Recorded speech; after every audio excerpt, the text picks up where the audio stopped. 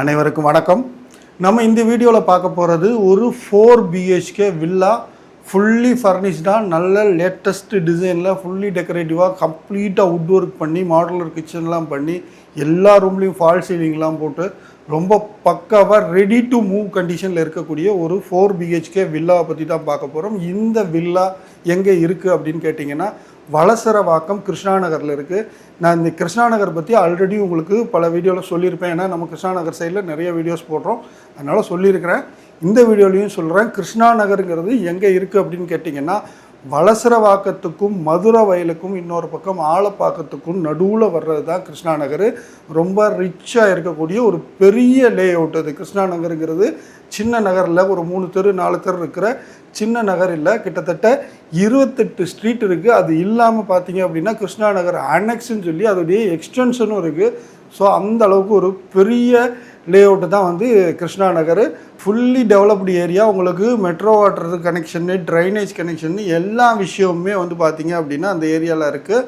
So அது ஒரு complete பேக்கடாக ஒரு ஹைலி டீசெண்டான ஒரு அட்மாஸ்பியராக இருக்கக்கூடிய ஏரியா தான் வந்து கிருஷ்ணா நகருங்கிறது. எல்லா வீடுகளுமே வந்து நல்ல பெரிய பெரிய இண்டிவிஜுவல் ஹவுசஸ் தான் அதிகமாக இருக்கும். ஈவன் அங்கே அப்பார்ட்மெண்ட்ஸ் கூட கம்மி தான், இண்டிவிஜுவல் ஹவுசஸ் தான் அதிகமாக இருக்கும். அந்த மாதிரியான ஒரு நல்ல நகர் செட்டப்பில் இருக்கிறது தான் வந்து கிருஷ்ணா நகர்.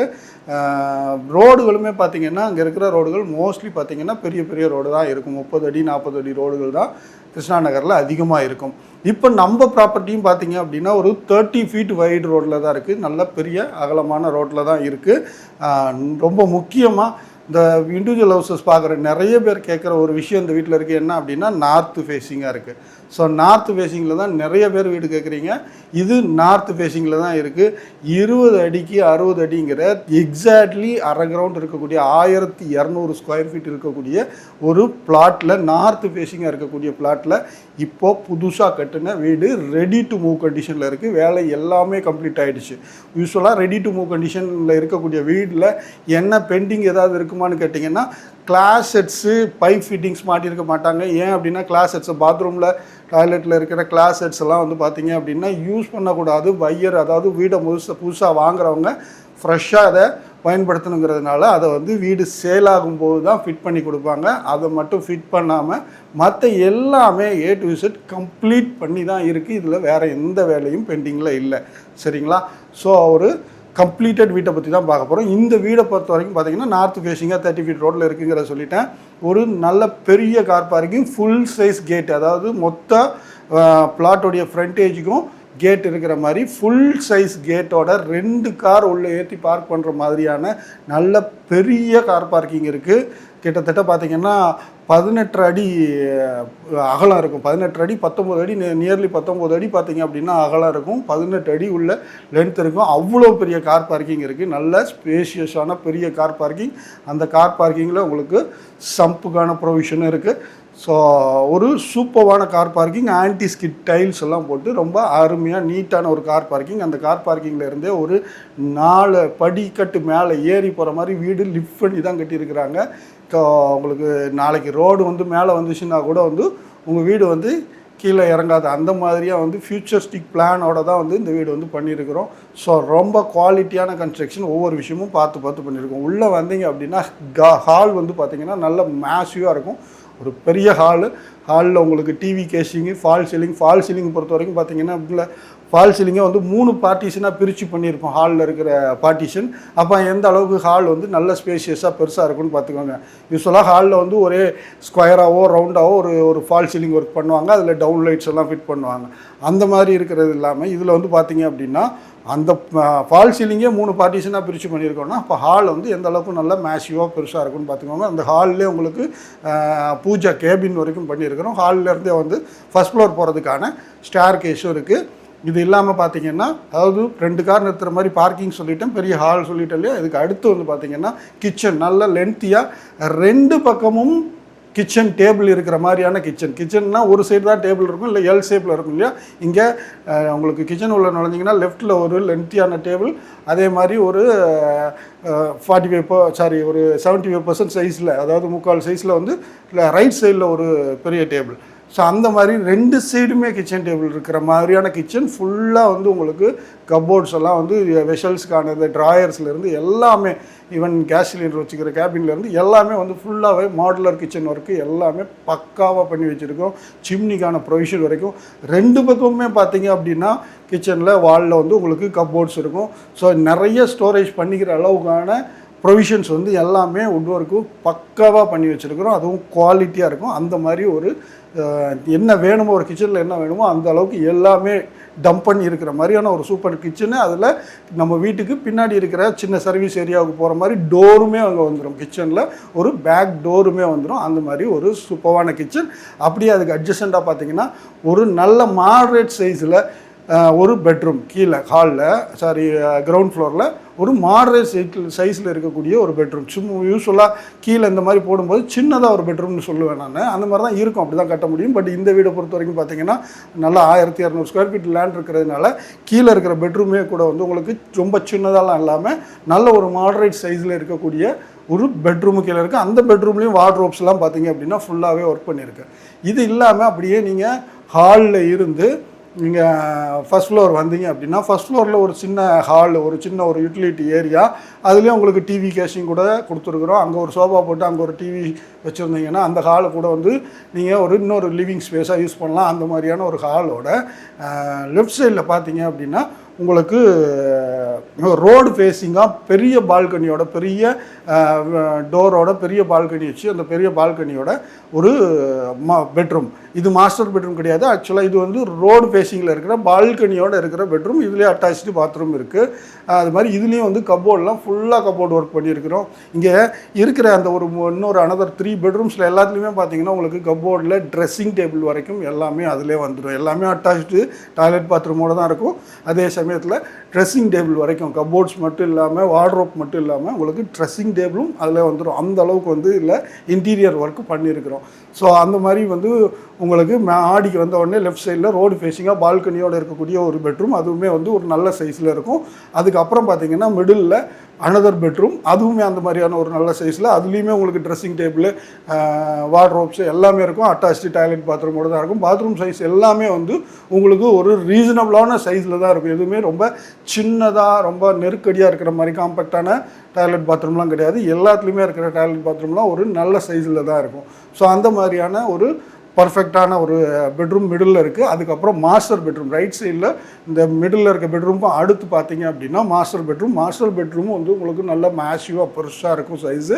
அதுலேயும் உங்களுக்கு வார்ட்ரோப்ஸு, ட்ரெஸ்ஸிங் டேபிள், அது இல்லாமல் வந்து ஸ்டடி டேபிள், கம்ப்யூட்டர் வச்சுக்கிறதுக்கான ப்ரொவிஷன்னு எல்லா விஷயத்தையும் பார்த்து ரொம்ப அழகாக இழைச்சி பண்ணி வச்சுருக்குறோம்.